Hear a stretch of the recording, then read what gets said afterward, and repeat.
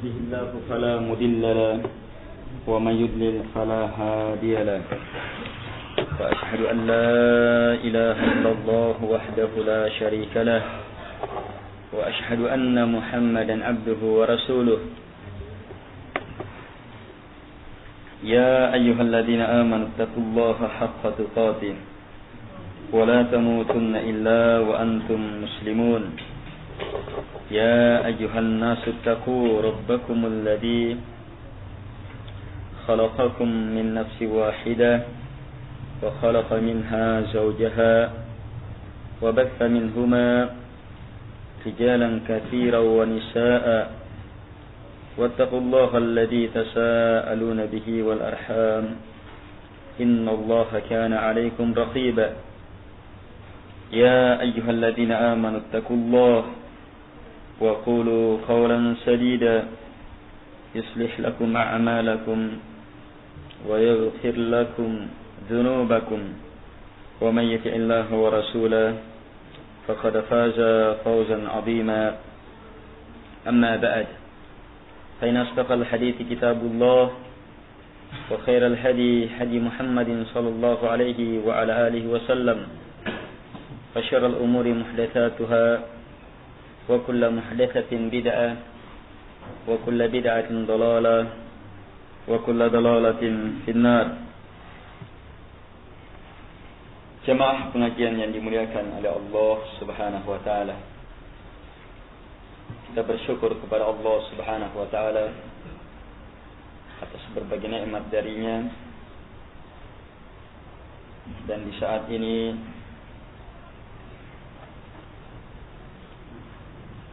kita telah merasakan majelis ilmu, tempat yang Allah Subhanahu wa taala cintai,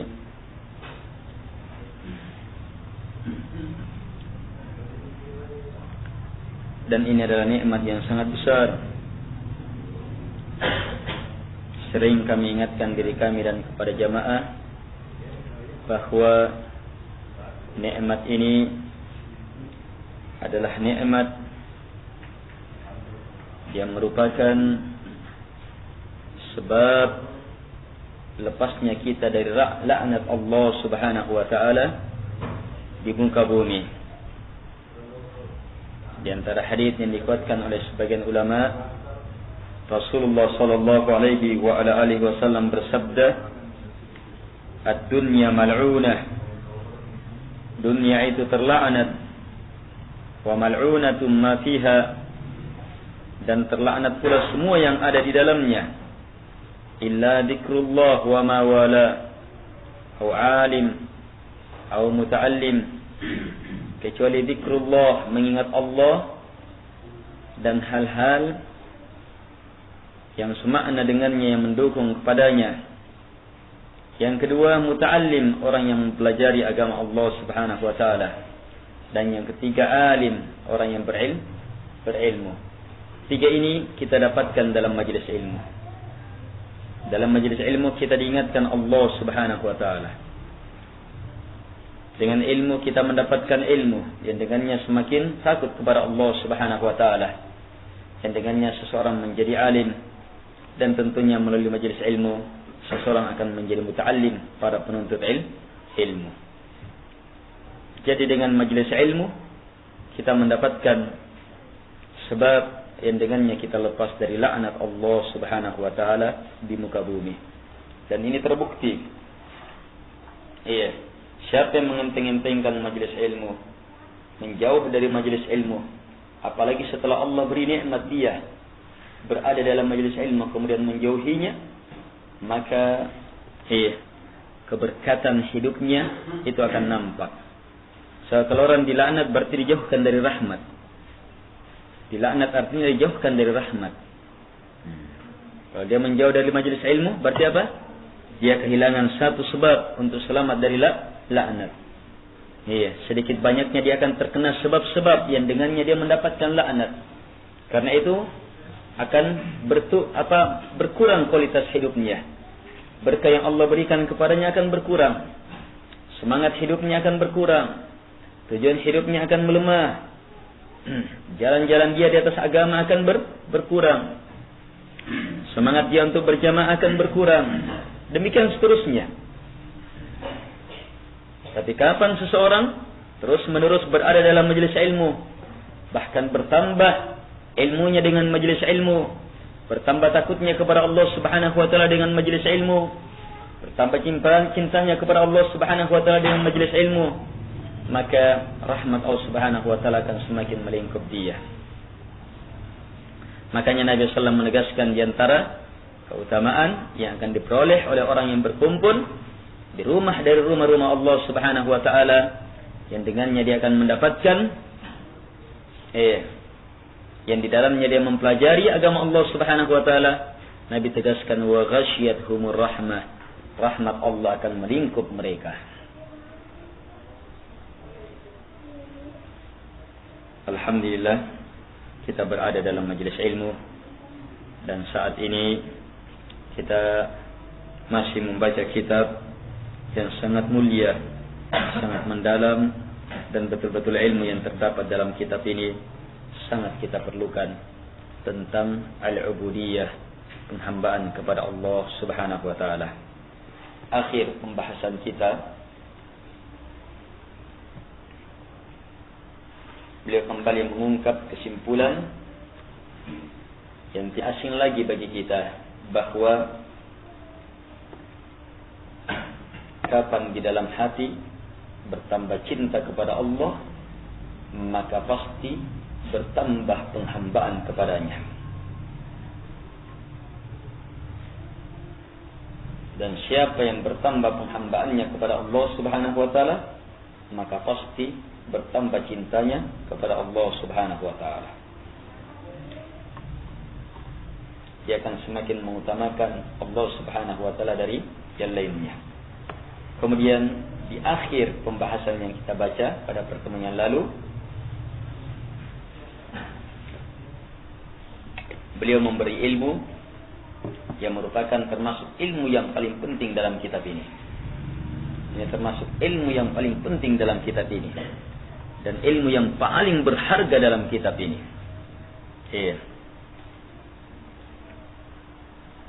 Disinilah hakikat ibadah akan diperoleh dan dirasakan oleh seseorang. Dipahami, dia yakini, dia amalkan, dia rasakan seseorang. Apa itu? Kata beliau, wal qalbu faqirun bidzati ila Allah min wajhain. Hati faqir, betul-betul perlu bidzat, secara langsung kepada Allah Subhanahu wa taala dari dua sisi, tanpa perantara, tanpa karena yang lainnya. Yang pertama, min jihatil ibadah, dari sisi ibadah. Wahyal illatul ghaiyah, yang mana sisi ini adalah sisi yang merupakan sebab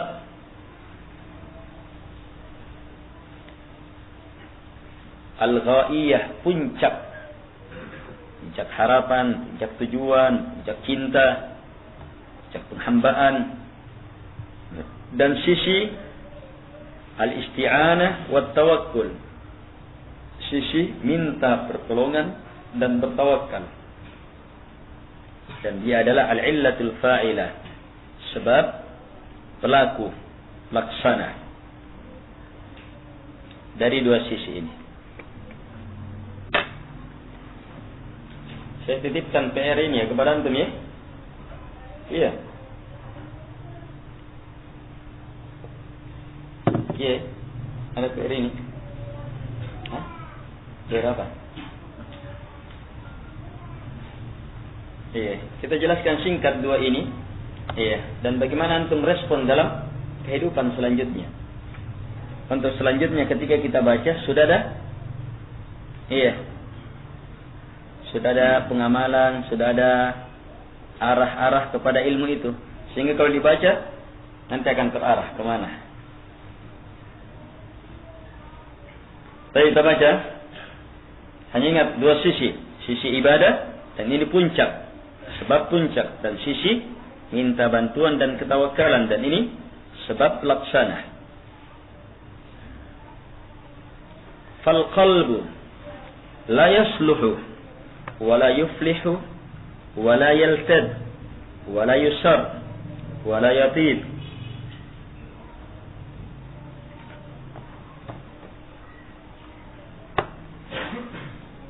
Yasur ya, bisa yasur.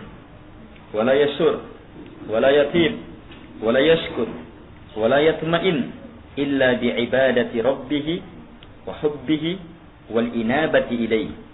Walau hasala lahu kullu ma yaltaddu bihi min al makhluqat lam yatma'in wa lam yaskun id fihi faqrun dhatiyyun ila rabbih min haythu huwa ma'buduhu wa mahbubuhu wa matlubuhu wa bidzalika yahsulu lahu al-farah was-surur wal-ladzah wan-ni'mah was-sukun tuma'ninah. Baik, yang dulu.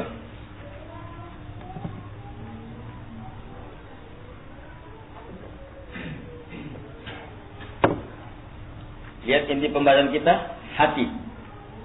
Ya. Faqir bidzat. Apa faqir? Sangat perlu. Bidzat secara langsung tanpa perantara. Iya. Faqir bidzat. Secara langsung tanpa perantara kepada Allah Subhanahu wa taala dari dua sisi. Sisi ibadah dan sisi bantuan pertolongan kepadanya. Sekarang sisi yang pertama dijelaskan. Hati la yasluh, tidak akan salah, baik. Wala yuflih, tidak akan falah, beruntung, selamat. Wala yaltad, tidak akan merasakan lidzah, kelezatan. Wala yasur, tidak akan merasakan surur, senang, bahagia. Wala yatib, tidak akan merasakan kehidupan yang tayyib, yang baik, tentram. Wala yaskun, tidak akan tenang, sukun, tenang. Wala yatma'in, tidak akan tuma'ninah, kecuali hanya dengan beribadah kepada Rabb-Nya. Kecuali hanya dengan cinta kepadanya. Kecuali hanya dengan betul-betul kembali hanya kepadanya. Walaupun dia mendapatkan semua kelezatan dari makhluk, dia tidak akan tenang.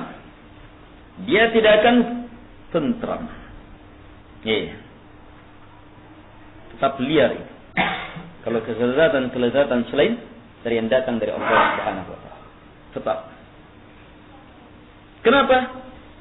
Karena pada hati terdapat faqar, keperluan zati, keperluan secara langsung. Betul-betul tanpa perantara, hanya ada ila rabbih, kepada Rabb-Nya. Dari sisi mana? Dari sisi dia satu-satunya yang diibadahi. Itu ya, sisi yang pertama. Sisi ibadah, yang diibadahi, Allah yang diibadahi, Allah yang dicintai, Allah yang diharapkan. Hanya dengan ini hati akan memperoleh kebahagiaan, ketentraman, kelezatan, kenikmatan, ketenangan, tuma'ninah. Ini satu sisi. Kemudian wa hadza la yahsulu illa bi'anati Allahi la. Fa innahu la yaqdiru ala tahsili dzalika lahu illa Allah. Sementara yang ini, bagaimana agar supaya hati betul-betul beribadah kepada Allah, betul-betul hanya mencintai kepadanya, betul-betul hanya meminta, mengharap kepadanya, ini tidak akan diperoleh kecuali hanya dengan bantuan, hanya dengan bantuan Allah Subhanahu wa taala. Sebab manusia, hati ini tidak punya kemampuan untuk mewujudkan itu. Kecuali hanya Allah Subhanahu wa taala. Hanya Allah yang mampu. Kalau hanya Allah yang mampu, berarti apa?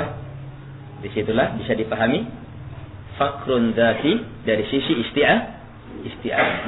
Keperluan langsung hanya kepada Allah Subhanahu wa taala, dari sisi isti'anah, minta pertolongan. Ini dua sisi. Kemudian beliau jelaskan lagi dua sisi tapi dengan lafaz yang lain. Fahuwa da'iman muftaqirun ila haqiqati iyyaka na'budu wa iyyaka nasta'in. Kalau begitu, hati ini, hamba itu terus menerus perlu kepada hakikat dari iyyaka na'budu wa iyyaka nasta'in. Ayat yang kapan kita baca, Allah Subhanahu wa taala akan jawab dengan firman-Nya, "Hada baini wa baina abdi." Inilah antara saya dengan hamba. Iyyaka na'budu, hanya kepadamu kami beribadah. Itu apa? Sisi yang pertama, wa iyyaka nasta'in, hanya kepadamu kami minta pertolongan, tidak kepada selainmu. Ini sisi yang kedua. Kita perlu kepada Allah dalam ibadah.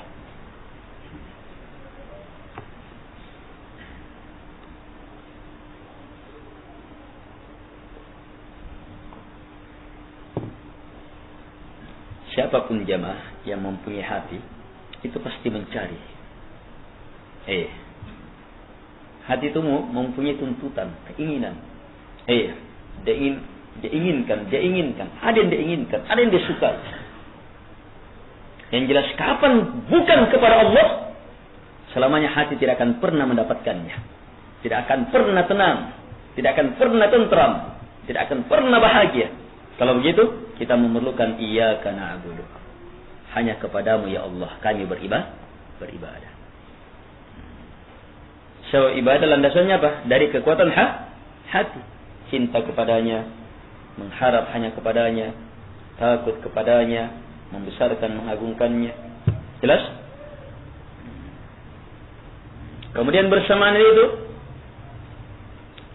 kita tidak akan mungkin meraih kemuliaan itu, mewujudkannya, kecuali hanya dengan pertolongan Allah Subhanahu wa taala. Hanya karena itulah kita sangat memerlukan wa iyyaka nasta'in, hanya kepadamu ya Allah kami minta pertolongan. Kita perlu ini. Kita sangat memerlukan. Dan beruntung jamaah, luar biasa kemuliaan untuk kaum muslimin. Allah Subhanahu wa taala jadikan keperluan kita terhadap ayat ini, terhadap dua perkara ini, Allah jadikan sebagai apa? Ayat yang merupakan inti suratul Fatihah. Dan suratul Fatihah adalah induk seluruh surah dalam Al-Quran. Berarti semua kandungan surah Al-Quran kembali kepada suratul Fatihah. Sementara kandungan suratul Fatihah seluruhnya kembali kepada ayat ini. Iyyaka na'budu wa iyyaka nasta'in. Iyyaka na'budu wa iyyaka nasta'in. Karena itulah semua ilmu Quran kembali pada dua sisi, dua perkara ini. Siapa yang mempelajari ilmu Quran dan sunnah kemudian tidak mampu menghubungkan dengan dua ini, bodoh. Bodoh itu. Dia belum memahami hakikat dari untuk apa dia pelajari. Ayat pertama suratul Baqarah, ayat kedua, ayat ketiga, harus dia tahu arahnya kemana dari dua sisi.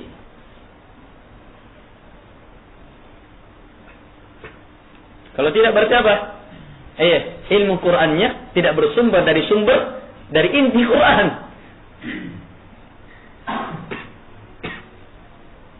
Akan keluar. Kemudian ternyata jamaah, perkara ini ternyata sangat jelas. Bukan sesuatu yang tertutup. Jelas sekali, mudah sekali dipahami. Betul-betul firman Allah Subhanahu wa taala, "Wa laqad yassarna al-Qur'ana lidz-dzikri, fahal min mudzakir." Sungguh kami betul-betul telah memudahkan Al-Qur'an untuk zikir, jadi peringatan. Maka ada yang mengambil peringatan dari ini. Jamaah yang dimuliakan oleh Allah Subhanahu wa taala. Fa innahu law u'ina ala husuli ma yuhibbuhu wa yatlubuhu wa yashtahi wa yuridu ولم يحصل له عبادة لله فلن يحصل إلا على الألم والحسرة والعذاب ولن يخلص من آلام الدنيا ونكد عيشها إلا بإخلاص الحب لله بحيث يكون هو غاية مرادي ونهاية مقصودي وهو المحبوب له بالقصد الأول وكل ما سواه إنما يحبه لأجلي لا يحب شيئا لذاته إلا الله فمتى لم يحصل له هذا لم يكن قد حقق حقيقة لا إله إلا الله ولا حقق التوحيد والعبودية والمحبة لله وكان فيه من نقص التوحيد والإيمان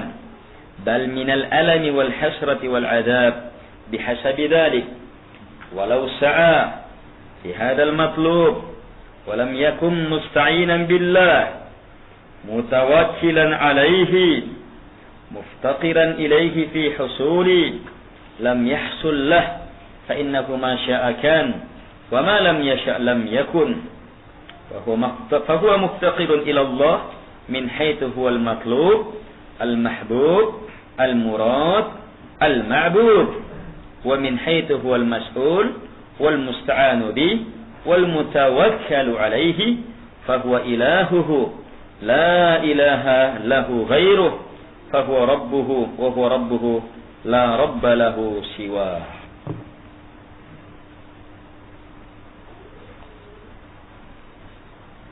ولا تتم عبوديته لله إلا بهذين. Kata beliau rahimahullahu ta'ala, menjelaskan lebih jauh dua hal ini.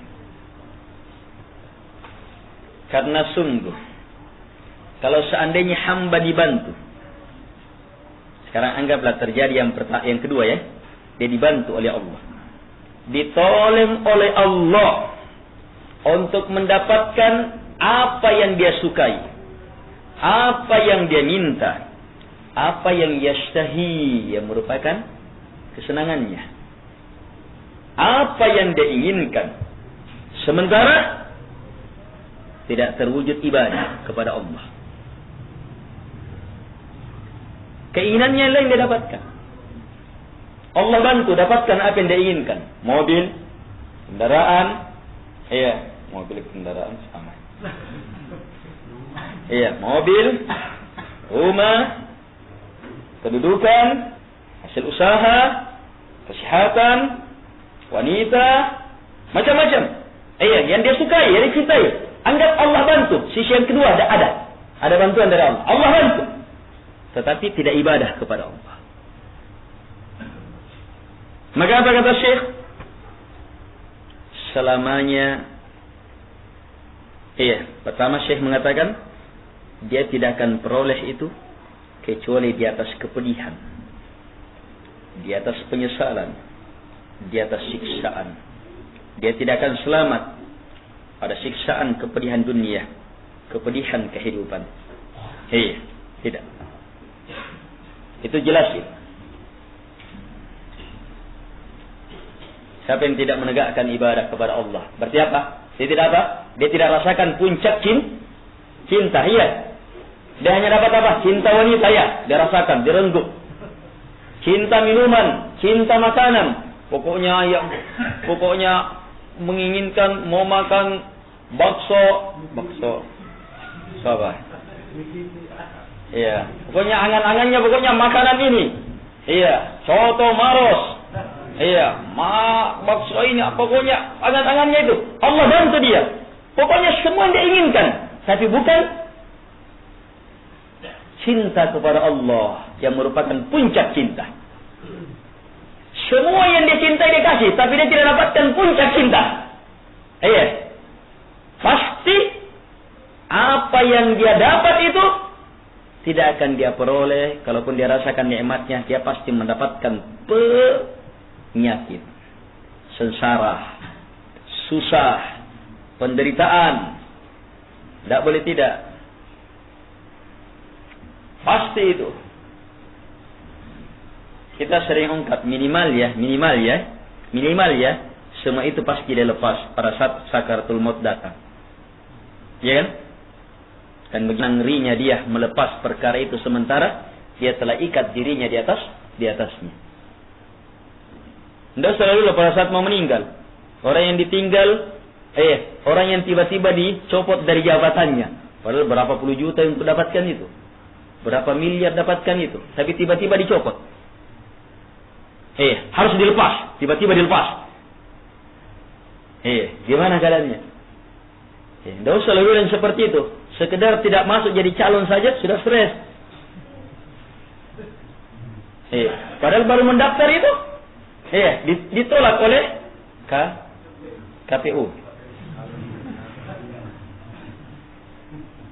Sudah.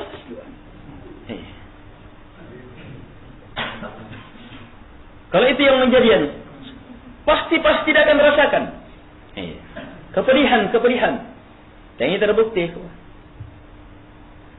Orang-orang yang sampai kepada puncak sukses katanya. Puncak sukses. Sukses adalah sebuah pencapaian. Pernah baca itu? Iya. Di mana membaca? Iklan rokok. Di mana itu tertulis? Jalan Ratu Langit terus. Sukses adalah sebuah pencapaian. Kemudian bergambar lelaki berdiri melihat gedung bertingkat tinggi. Kalau sudah dapat itu sukses, itu suksesnya mereka. Kalau yang sudah dapat itu sukses. Orang-orang yang seperti ini tidak pernah mendapatkan. Selalu belum dapat. Belum. Tidak ada dia tidak akan pernah merasakan ketenangan cinta itu. Demikian pula mengenai cintanya wanita. Mau merasakan cinta katanya cinta tulus dari wanita. Tidak ada itu cinta tulus dari wanita.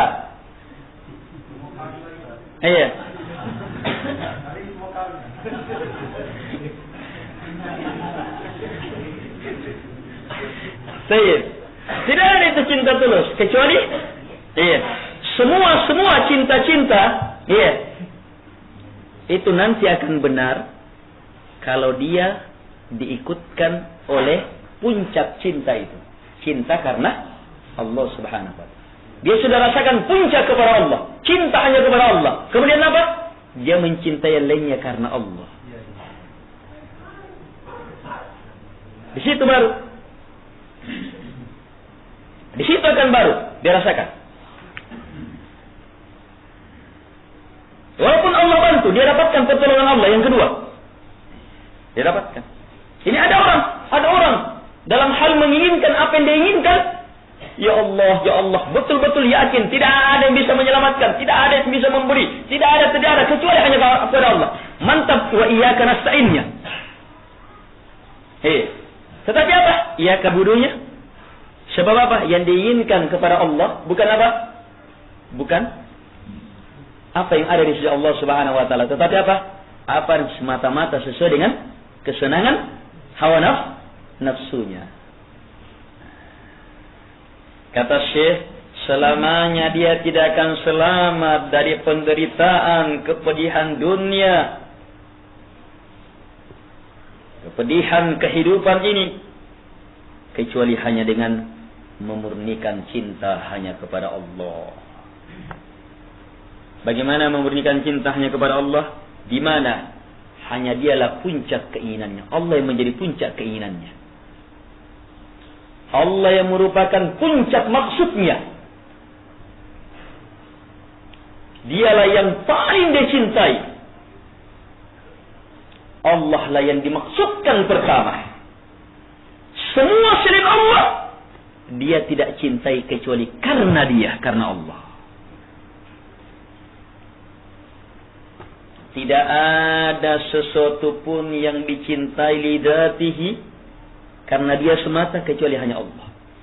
Yang lainnya itu boleh dicintai kalau karena Allah. Adapun ketika karena selain Allah, maka pasti akan celaka. Pasti akan celaka. Jelas? Jadi ini ibadah. Siapa yang tidak mampu mewujudkan ini, kecintaannya, puncak harapannya, puncak maksudnya, puncak keinginannya, puncak kecintaannya hanya kepada Allah Subhanahu wa taala. Kalau ada yang diinginkan selain Allah, dia inginkan karena Allah, dia cintai karena Allah. Iya. Siapa yang tidak mampu wujudkan ini, maka selamanya dia tidak akan pernah mentahqiq, mewujudkan la ilaha illallah. Itu yang pernah wujudkan inti Islam ini. Sekarang beliau hubungkan iyyaka na'budu dengan la ilaha illallah. Ya, ini sama. Pembahasan la ilaha illallah, pembahasan iyyaka na'budu.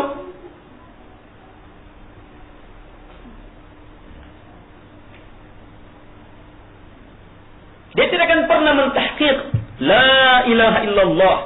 Dia tidak akan pernah mentahqiq tauhid. Kata Syekh, dia tidak akan pernah mentahqiq al-ubudiyah, penghambaan. Dan dia tidak akan pernah mentahqiq cinta kepada Allah.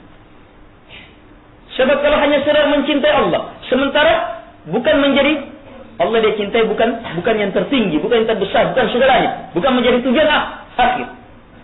Dia cintai Allah, tetapi cinta bergandengan dengan selain Allah. Ini masih musyrik. Orang musyrik juga seperti itu. Kalau sekedar mencintai Allah, orang musyrik mencintai Allah. Wa minan nasi man yattakhidhu min dunillahi andada yuhibbunahum ka hubbillah.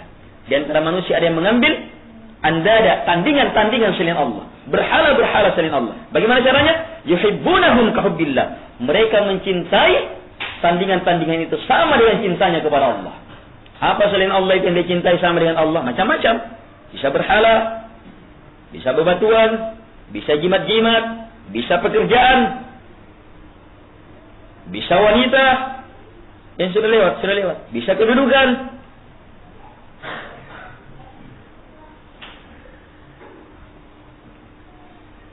Dia tidak bisa tahqiq itu. Tauhid, ubudiyah, cinta kepada Allah Subhanahu wa taala. Terus, kana fihi, pasti pada dia terdapat cacat dalam tauhid, kekurangan dalam iman. Bahkan lebih dari itu, bukan sekedar cacat tauhidnya, cacat imannya, tetapi dia akan merasakan kepedihan, penyesalan, adab, bihasabi dzalik, disesuaikan dengan perkara itu. Sesuaikan dengan jenjang bagaimana dia lepas dari asal cinta itu. Jelas kena?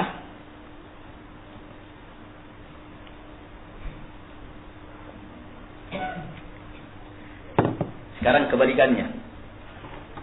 Kalau seandainya dia berupaya menuntut itu, mencari Allah semata yang dicintai.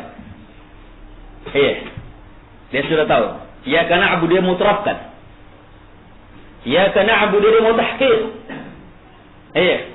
Dia betul-betul ingin menjadikan Allah satu-satunya puncak tujuan, puncak harapan yang diinginkan semata. Dia upayakan ini. Tetapi dia tidak minta bantuan kepada Allah. Tidak ada yang kedua, wa iyyaka nasta'in. Tidak minta bantuan kepada Allah. Tidak bertawakal kepadanya. Tidak betul-betul fakir, memerlukan Allah dalam terwujudnya apa yang diinginkan. Maka kata Syekh, selamanya dia tidak akan pernah memperolehnya. Sebab apapun yang Allah kehendaki, sebab kapan Allah tidak kehendaki tidak akan pernah terjadi. Sebab apapun yang Allah kehendaki itu semata yang terjadi, dan apapun yang belum dikehendakinya tidak akan terjadi. Jelas ini? Kalau begitu, hamba muftaqir, betul-betul perlu kepada Allah dari dua sisi. Dari sisi Allah satu-satunya yang dia harapkan, yang dia cintai, yang dia inginkan, yang dia ibadahi. Dan dari sisi Allah satu-satunya yang dia mintai bantuan, pertolongan. Allah satu-satunya yang dia jadikan sebagai tempat bertawakal, berserah. Kalau ini terwujud, maka apa? Allah kata begitu, ilahnya dia. Tidak yang berhak disembah kecuali hanya dia. Dan kalau begitu, Allah adalah Rabbnya dia. Tidak ada Rabb selainnya. Kalau dia tegakkan iyyaka na'budu, berarti Allah satu-satunya ilahnya. Kalau dia tegakkan wa iyyaka nasta'in, berarti Allah satu-satunya Rabbnya, tidak ada Rabb selainnya. Jelas? Itu makna kalimat selanjutnya. Tidak akan sempurna, kata beliau, ubudiyah, penghambaan kepada Allah Subhanahu wa taala, kecuali dengan dua ini. Nah, ini sekarang, ini inti kitab ini, kitab ubudiyah, penghambaan. Tidak akan pernah terwujud kecuali hanya dengan dua ini. Sekarang mau sholat, jadikan sholat sebagai apa? Sarana untuk apa? Sampai kepada puncak yang dicintai. Kita tegakkan sholat untuk apa? Mengharap hanya kepada Allah, ibadah hanya kepada Allah, membesarkan hanya Allah, cinta hanya kepadanya, tujuan hanya satu-satunya kepada Allah. Tadi apa? Bersamanya itu, minta hanya kepada Allah bantuan untuk mewujudkan. Hanya Allah, tidak ada selainnya. Berarti apa? Dalam sholat langsung dua ibadah besar ini dilakukan. Pemurnian ibadah, ketauhidan, dan pemurnian isti'anah. Hebat. Dua jalur langsung. Dia rasa, dia langsung dapatkan pahala melalui dua jalur ibadah ini. Dua jalur penghambaan ini. Dua jalur, untuk meraih kenikmatan. Banyak-banyak orang ibadah, konsentrasi yang pertama saja kan? Iya, banyak-banyak orang ibadah konsentrasi yang pertama saja. Itu pun untung kalau konsentrasi. Yang pertama itu saja sulitnya luar biasa. Yang pertama itu sulitnya luar biasa. Apalagi kalau sholat, anggap sholat ibadah yang paling besar. Sholat konsentrasi itu luar biasa sulitnya jemaah. Mungkin sebentar sholat isya kita bisa. Atau saat ta'lim ini kita paham. Tapi sebentar kalau sudah wudu mau sholat isya lupa lagi. Tidak bisa terapkan. Syaitan tahu ini intinya ini.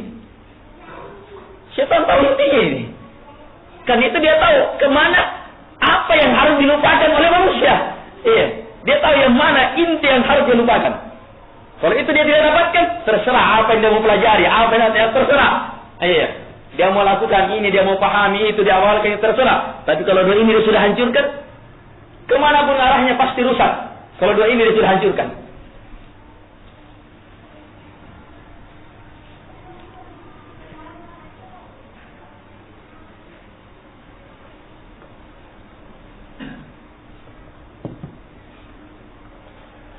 فَمَتَى كَانَ يُحِبُّ غَيْرَ اللَّهِ لِذَاتِهِ أو يلتفت إلى غير الله أن يعينه كان عبدا لما أحب وعبدا لما رجاه بحسب حبه له ورجائه إياه وإذا لم يحبه أحدا لذاته إلا الله أي شيء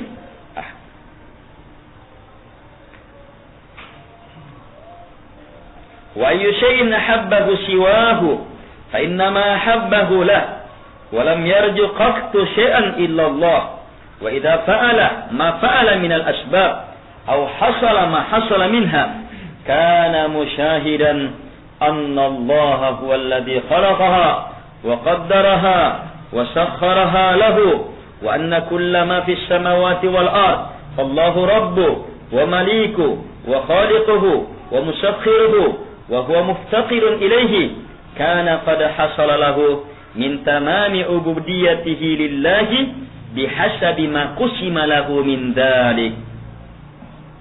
Ini uraian lebih dalam dari dua perkara tadi. Lihat.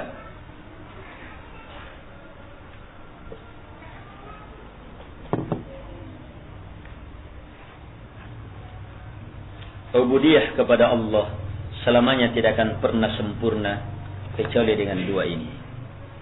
Perhatikan kalimat tidak pernah sempurna. Dan perhatikan kalimat di atas haqqaqa tahqiq. Ini pembahasan untuk apa? Ibadah tingkat tinggi ya. Ini penerapan ibadah tingkat tinggi. Yang sekarang kita banyak-banyak memahami teorinya. Ini saya dan jamaah memahami teorinya. Tapi penerapannya belum tentu bisa.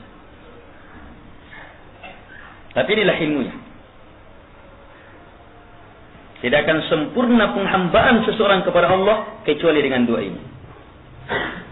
Berarti ada juga orang beribadah kepada Allah tetapi tidak sempurna. Dari mana kita tahu tidak sempurnanya? Cacat pada dua ini.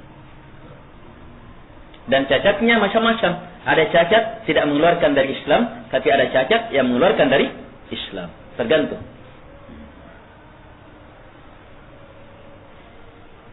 Baik. Lihat lebih jauh. Tidak akan sempurna penghambaan kepada Allah kecuali hanya dengan dua ini. Karena itu, kapan dia mencintai selain Allah lidzatihi secara langsung menjadi puncak, atau dia menengok kepada selain Allah untuk menolongnya, berarti melanggar dua-duanya ya. Maka lihat, dia menjadi hamba apa yang dia cintai itu, dan menjadi hamba apa yang diharapkan itu disesuaikan dengan cintanya kepadanya dan harapannya kepadanya. Bisa anda pahami? Sekarang beliau mengurai bahwa dua ini, hanya dengan dua ini ubudiyah penghambaan sempurna. Berarti apa? Kalau cacat satu dari dua ini, berarti apa? Cacat dalam ubudiyah. Cacat dalam ubudiyah apa artinya? Syekh, ada penghambaan kepadanya, iya. Ada penghambaan kepadanya. Ini yang Syekh sebutkan. Jadi ada orang yang melakukan penghambaan kepada Allah karena sehubungan dengan yang pertama. Ada orang melakukan penghambaan kepada selain Allah karena cacat yang kedua. Jelas? Syekh ungkap di sini. Orang yang melakukan penghambaan kepada Allah, penghambaan kepada selain Allah dalam arti cacat yang pertama, karena dia mencintai. Beliau ungkap dengan kata cinta. Karena dia mencintai selain Allah itu lidzatihi, sebagai puncak, bukan karena Allah. Sebagaimana yang diurai dalam pertemuan-pertemuan yang lalu. Cinta kepada wanita, cinta kepada jabatan, cinta kepada harta, cinta kepada ida. Yang uraiannya juga pada perkara yang lalu apa? Ada perkara yang memang merupakan hajat dan ada perkara yang bukan merupakan hajat. Uraian juga yang lalu apa? Ada perkara yang mubah, ada perkara yang haram, apalagi mubah saja bisa. Menjerumuskan. Cintanya bisa mengarahkan kepada penghambaan. Apa ukuran yang paling hebat paling lalu? Ketika ridha dan bencinya sudah karena perkara itu. Iya. Ada nilai penghambaan di situ. Terus nilai penghambaan dalam cacat yang kedua, wa iyyaka nasta'in. Karena dia minta pertolongan kepadanya. Dia mengharap kepadanya. Jadi penghambaan kepadanya disesuaikan dengan apa? Seberapa kadar cintanya kepada selain Allah dan seberapa kadar harapannya kepada selain Allah Subhanahu wa taala itu. Ini dia. Karena itu jaga cinta dan harapan.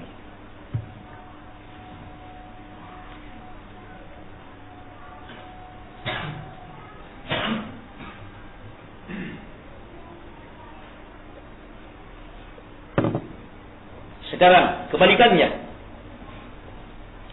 jika dia tidak mencintai seorang pun, sesuatu pun lidzatihi, kecuali hanya Allah.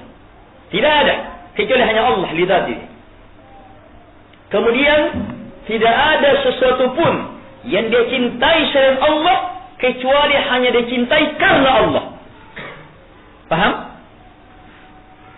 Kemudian dia tidak mengharapkan apapun, sedikit pun.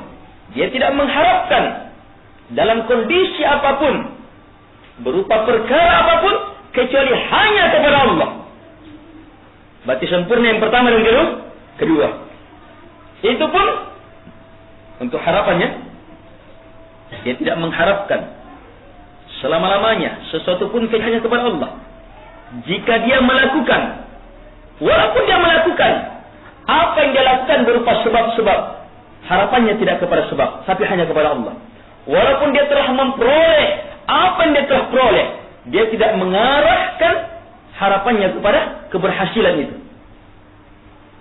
Maka yang seperti ini, dia akan sampai ke dalam puncak, musyahidan, menyaksikan bahwa Allah satu-satunya yang mencipta sebab, yang menakdirkannya, yang menundukkannya, bahwa semua yang di langit dan di bumi hanya Allah Rabbnya, hanya Allah yang menguasainya, hanya Allah menciptanya, hanya Allah yang mengaturnya. Di sana dia betul-betul memerlukan Allah Subhanahu wa taala untuk membantunya. Siapa yang sampai di sini, kata beliau, sungguh dia telah mendapatkan kesempurnaan ibadah kepada Allah Subhanahu wa taala. Itu pun kata Syekh, bihasabi ma qusima lahu min dzalik, tetap disesuaikan dengan apa yang dibagi untuknya dari perkara-perkara ini. Saya ini kan terbagi-bagi lagi kan?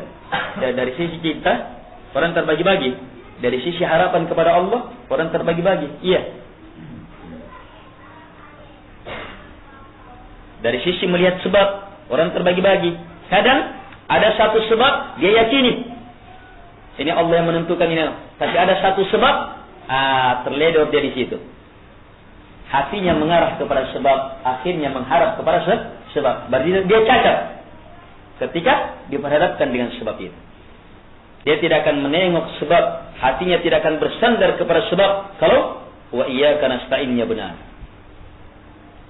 Walaupun dia yakin sebab itu perlu ditempuh. Iya. Bagaimanapun sebab itu menjadi sesuatu yang menyebabkan terjadinya perkara itu secara hebat. Setiap dia melakukan itu pasti terlaksana, pasti terjadi.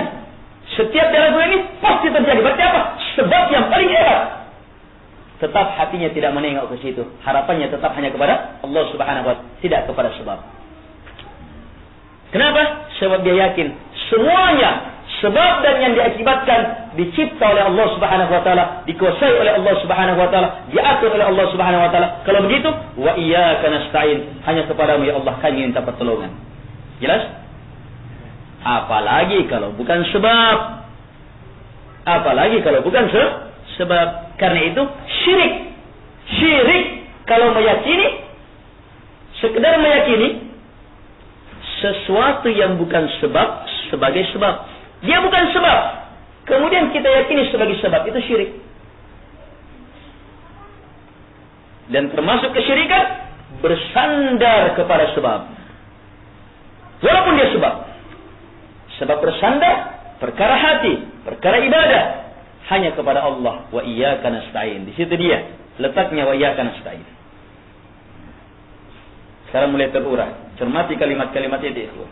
Kalau antum pahami, cermati, lihat dalam kehidupan, maka akan terlihat luar biasa dua ilmu ini. Di sini hakikat agama. Semua ilmu Quran kembali kepada dua ilmu.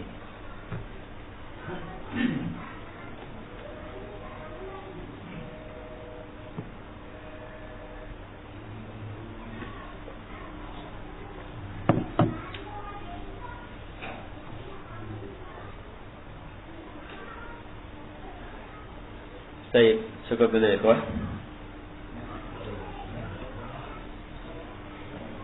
Sekian subhanallah.